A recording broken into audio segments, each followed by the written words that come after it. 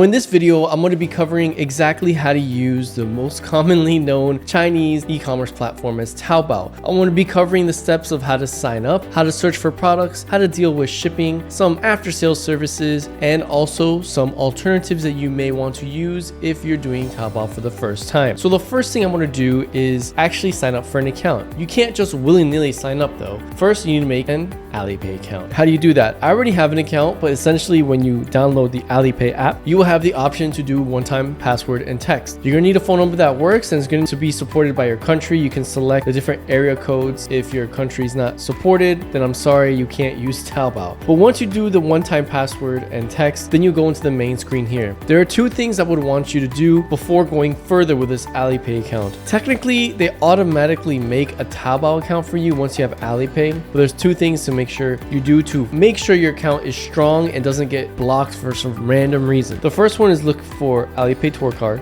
And if this is your first time using Alipay, sign up for the account on tour card. Just follow the steps. You're going to need a passport, by the way, for any of this. For all of this, you're going to need some kind of a passport to do some verification. So go ahead, do the verification on the tour card. Once you've done that, another thing to make your account even stronger is to go to Me, Bank Cards, and then on the top right here, you want to click on the plus sign and add a bank card. You probably most likely won't have a Chinese bank account, so don't worry about that. But try to add your foreign bank card, your Visa or MasterCard. And once you've gone through the verification with your passport and added a bank card, then it makes your life easier when you actually want to make a Taobao account. So I'm going to exit out of there. Note that under my Me tab inside the Taobao account, I can click on my photo and it doesn't show it here, but usually in the Alipay account, you also have a Taobao account created by default. It used to be placed in the My Profile area, but just trust me that you're going to have Taobao account created once you've gone through the verification. Why do I go through that painful process? Because once you log into your phone on Alipay, this is when you're going to log into Taobao. So the next thing you're going to do is open up your Taobao. So just click on the Taobao app. In this case, I'm already logged in. Make sure you download the right version, but I'm going to log out for the purposes of this video. Okay, so now I'm logged out and now I get the prompt to log in. You can't really see it here, but there's going to be different options to log in. So here I'm on the home page and I go to the Me tab on the bottom right. It should detect that you have an Alipay account logged in. So that's why I mentioned do the Alipay first and then you have an Alipay account. Just look for the Alipay, can't really see it clearly, but there's like an Alipay button because it's blocking the screen. And then click I want to agree, the orange button. Agree, this should be linking to your Alipay that you already have. You can add the fingerprint verification if you want, if your phone has it, but I'm going to skip it. And now I'm in my Taobao account and now I can start using Taobao. For the purposes of this video, I'm going to be doing everything on the desktop version because it's easier to navigate and you'll see why in a second because I'll be using Google Translate. So the next thing I will do is go to Taobao.com. Now, there's something I do want to differentiate is that Taobao is a little bit different depending on the network you're using. Right now, I have a VPN on and I'm using a network outside of China. But if you were to use a network inside of China, the interface may look different. Why do I mention that? It's because you may get a different interface and you may have to get getting used to. But I'm assuming that you're outside of China. Usually, Taobao is pretty similar inside and outside of China with some exceptions. The first exception I'll talk about is the photo image. You might not get this available if you are outside of China or you don't use a VPN inside a Chinese network. So the easiest way to log into this is simply go to My Taobao here, click this button, and it's going to ask you to log in. I recommend you just use the QR code here. Unless you have a username and password, just use the QR code here. And this is where the magic happens. When you're on your phone, just click on the camera button on the homepage of Taobao. So when you're in the Taobao homepage, you're going to select this button here. You don't want to select this one for scanning this QR code. Otherwise, it won't work. So go ahead, select that button, and this time I'm going to select this QR code and it doesn't show here, but you want to approve it. So you click approve and then here you can select if I want to save this information so that in the future I can easily log into Taobao or not. I'm now logged into Taobao. So what am I going to do next? Now that you have been logged into Taobao, you have an account now you probably want to search for products. So searching for products is quite easy. I'll just go to the Taobao homepage and I'm a lazy person. So instead of typing everything in Chinese or in English, if you have Google Chrome, you can use the Google Chrome extension and translate the whole page to English, although it's all right. So, or you can just right click and translate to English if you have the option with Google Translate extension. But you can type in English here. The results aren't that well. I recommend you just use the photo search. I'm going to search for this Pikachu, and the photo search can be sometimes quite accurate, not accurate. So it seems like this is probably like a limited edition statue, so they might not have it. Okay, this might be it. Okay, close enough. Not the exact same thing, but you get my point. If you want to search for a product, just use the photo search. And then there's two options here. One is buy immediately and one is add to the cart. I'm going to add to the cart just to show you the flow. So now I added the cart. Now I'm going to go to my cart here. So here I'm going to select the object that I want to buy or the product I want to buy, and then I'm going to click on checkout. Now here's where you can add the addresses. So you're going to have all the addresses by default here if you already added them. If you don't have an address, you can just click on, there's going to be a couple buttons, but here you can say I can use new addresses. Then there should be a button that says add a new address entirely. This is address management. So you just click here and then you can add a new address here. Now a couple things about this. Taobao can actually ship overseas to some countries. So I have all the addresses I have in file here. You can save it, or you can put your Chinese freight forwarder address in here if you're using a Chinese freight forwarder. But if you want to ship outside of China, it is possible to certain countries. How do you do that? So up here, you're going to select more countries. Now here, this is why I'm telling you it's better to use Google Translate.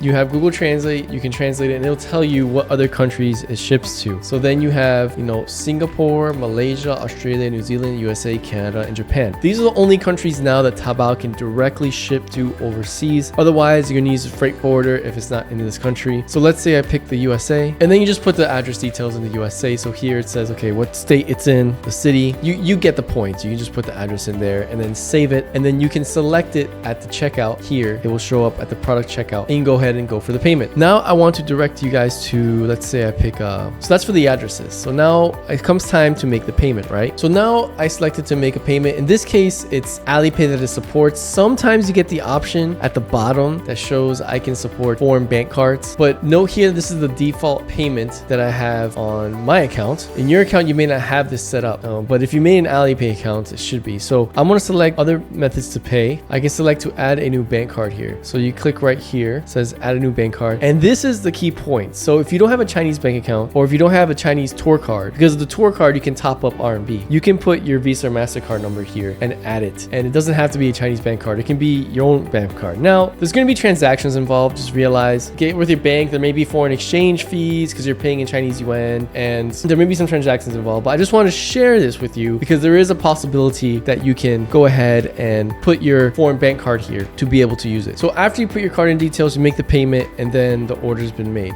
In my case, I'm not going to place the order, but I'm going to go back to my Taobao, and this is like the home page, right? Because I haven't made the payment yet, let me direct you to this area. This is an important area because it updates you in your product. So on the left here, this is like pre-payments. Like I just made the order, but I haven't finished the payment. So I click here, and these are all the items that I haven't paid for. This is already paid, but not yet shipped. This one is paid and shipped, and this is just awaiting feedback. So the last one are refunds and returns, which I'll show you in a little bit how to do that if you need to come into that. So in my case, I purchased a Pikachu, but I don't want it, right? So I'm gonna delete it right here. Delete it. If you do have it in prepaid status, so in this case, the benefit of having prepaid status is that you can chat with a supplier. So there's a little blue man. I like calling it the little blue man right here, where you can chat with a supplier, and you just click there and directly chat with a supplier about this product. You can actually tell them to change the price. So if you had a negotiation with them, you can tell them to change the price from 988 or whatever the price is, and then the orange button here is to pay. But I'm going to delete this because I don't want to buy it. So I'm just going to pick, I have a different reason to buy it,